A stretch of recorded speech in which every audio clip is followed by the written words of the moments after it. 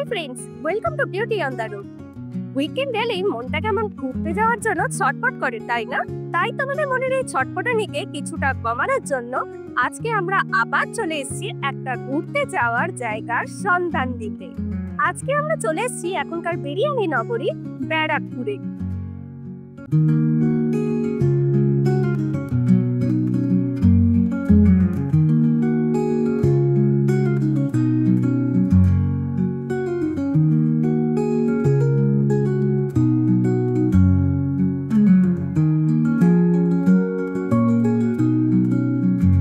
দাদা বৌদির হোটেলের তরুণ এখন সবাই বিরিয়ানির নামে ব্যারাকপুরকে এক নামে চেনে, কিন্তু আসলে ব্যারাকপুর হলো একটা ঐতিহাসিক শহর।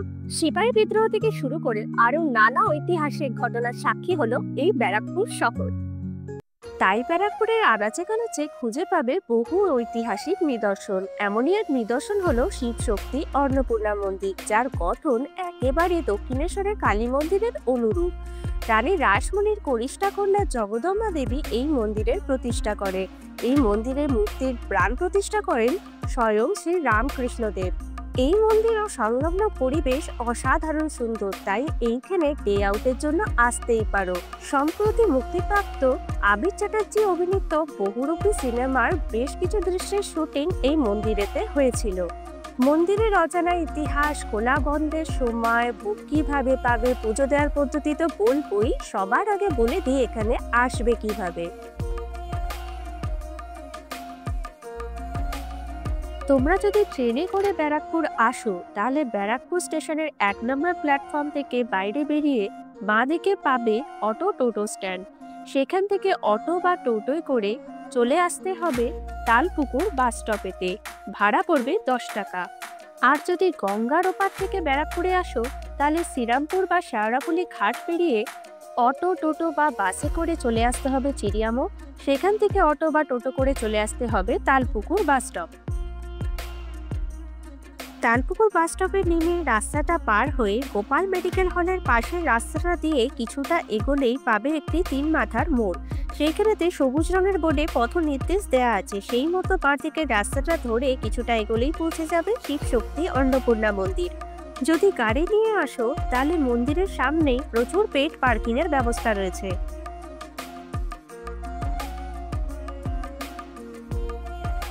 এই মন্দির সকাল 5টা থেকে দুপুর 1টা পর্যন্ত খোলা থাকে। তারপর বিকেল 4টে থেকে রাত 8টা পর্যন্ত খোলা থাকে। পৌনে 7টার সময় শুরু হয় সন্ধ্যা আরতি।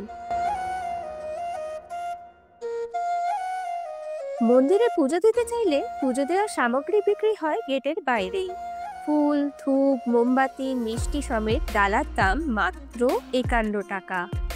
মূল মন্দিরে অধিষ্ঠিত দেবী অন্নপূর্ণার মূর্তিটি সোনার তৈরি, আর ভোলা মহেশ্বরের মূর্তিটি অষ্টধাতু।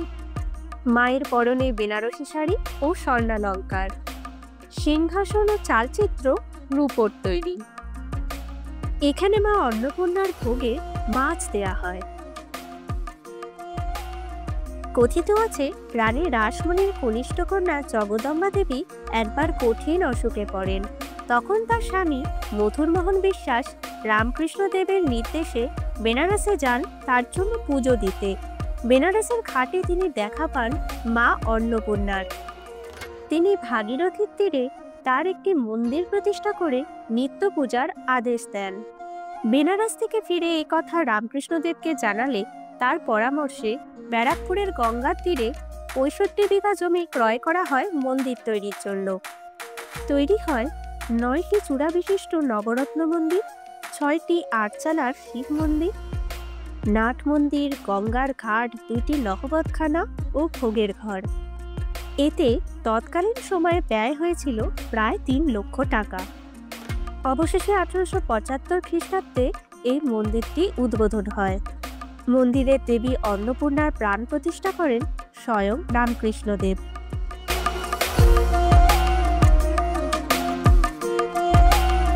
শ্রী মথুরমোহন বিশ্বাসের বংশধররাই বর্তমানে সেবায়েত হিসাবে এই মন্দিরের রক্ষণাবেক্ষণ করেন।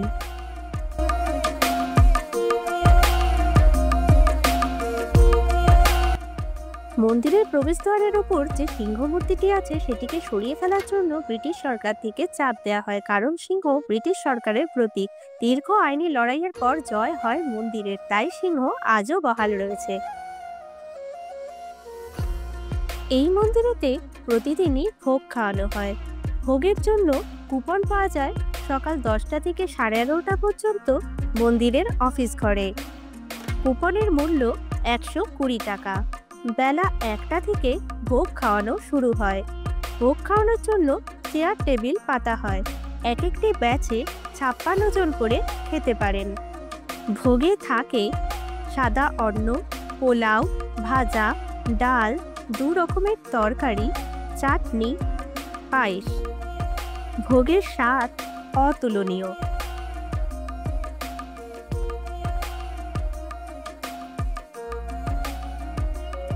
দক্ষিণেশ্বরের কালী মন্দিরে তো মোবাইল নিয়ে ঢোকাই যায় না, তাই আমার মতো যারা ফটো তুলতে ভিডিও করতে ভালোবাসো তাদের খুব দুঃখ হয় বলো।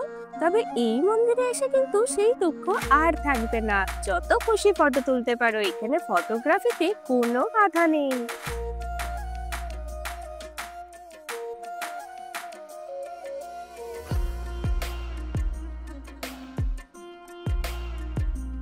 মন্দিরের পেছনের গেট দিয়ে বেরিয়ে কিছুটা এগোলেই পাওয়া যাবে বাঁধানো গঙ্গার ঘাট। এই ঘাটের নাম রানী রাসমণি ঘাট। মন্দিরটি যেমন পরিষ্কার পরিচ্ছন্ন ও সাজানো গোছানো, ঘাটটিও সেরকম। এই মন্দিরে ঘুরতে এলে কিছুটা সময় এই ঘাটে কাটিয়ে যেতে ভুলো না কিন্তু। তাহলে বন্ধুরা, কেমন লাগলো অন্নপূর্ণা মন্দির আমাকে কমেন্টে জানিও কিন্তু। আর ভিডিওটাকে লাইক করো আর অনেক অনেক শেয়ার করো। আর বিউটি অন দ্য রোডকে অবশ্যই সাবস্ক্রাইব করো, যাতে তোমাদের জন্য এরকম ট্রাভেল ফ্রেন্ডলি ভিডিও আমি আরো অনেক আনতে পারি। বাই।